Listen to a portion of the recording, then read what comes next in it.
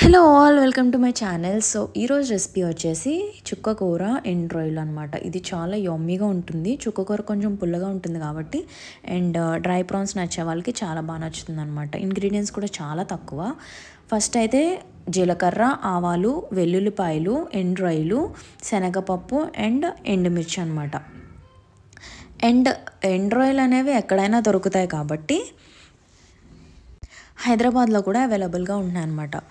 And చుక్క కూర కొంచెం ఎక్కువే తీసుకోవాలి, లేదంటే కొంచెం ఆనియన్స్ కూడా వేసుకోవచ్చు. ఆనియన్స్ ఆప్షనల్ అనమాట. ఫస్ట్ అయితే మూకిడి పెట్టుకుని అందులో ఆయిల్ వేసుకున్న తర్వాత డ్రై ప్రాన్స్ తీసుకుని వేయించుకోవాలి. అవి వేయించుకున్న తర్వాత కొంచెం కలర్ చేంజ్ అవుతుంది. అవి కలర్ చేంజ్ అయిన తర్వాత ఒక బౌల్లోకి తీసి పక్కన పెట్టుకోవాలన్నమాట.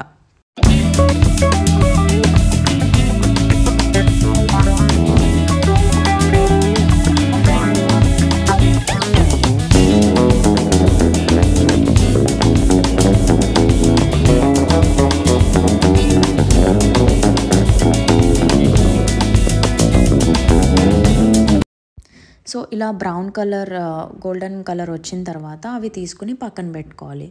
సో అందులో తాలింపుకు తీసుకున్నవన్నీ జీలకర్ర, ఆవాలు, వెల్లుల్లిపాయలు, ఎండుమిర్చి అండ్ శనగపప్పు కూడా వేసుకోవాలన్నమాట.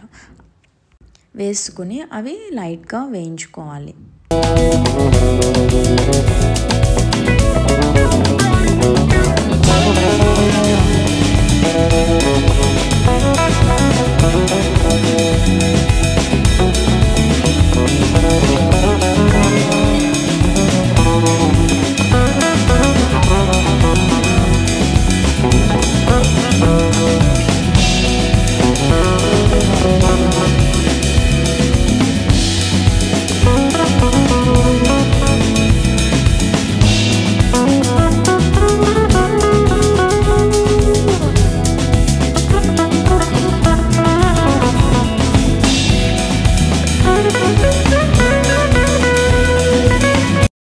తాలింపు వేగిన తర్వాత మనం కడిగి పెట్టుకున్న చుక్క కూర ఎంత ఎక్కువ వేసుకుంటే అంత బాగుంటుంది, పుల్లగా.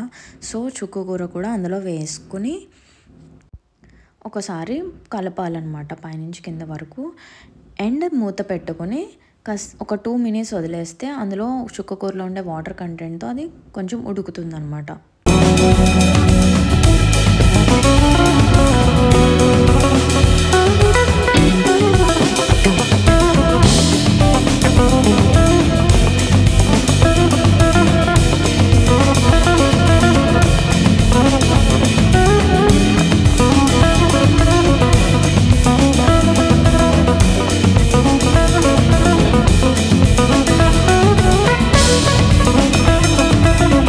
సో ఇప్పుడు అందులో కొంచెం పసుపు, ఉప్పు అండ్ కారం వేసుకుని డ్రై ప్రాన్స్ కూడా వేసుకుని మూత పెట్టేసుకోవాలి.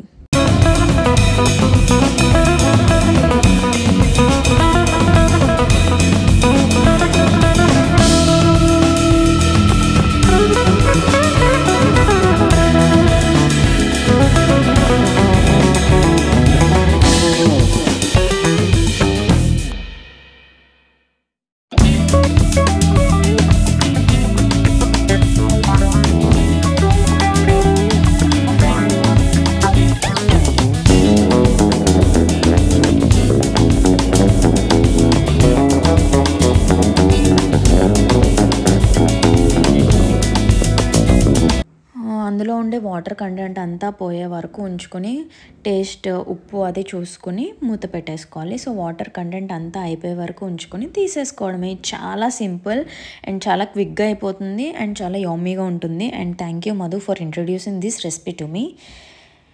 మీరు కూడా ట్రై చేసి ఎలా ఉందో కామెంట్ చేయండి. And if you are liking my videos, please do subscribe. And thank you all for watching this video. Thank you.